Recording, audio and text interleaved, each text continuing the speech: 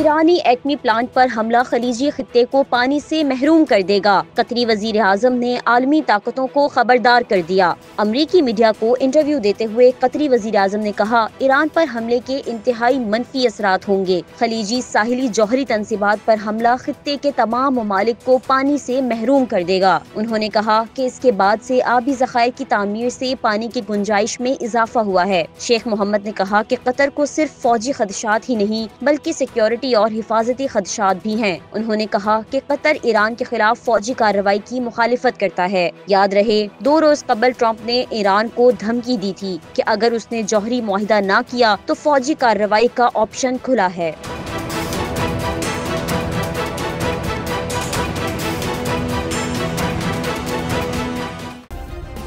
Subscribe करें और bell दबाएं ताकि कोई खबर रह न जाए।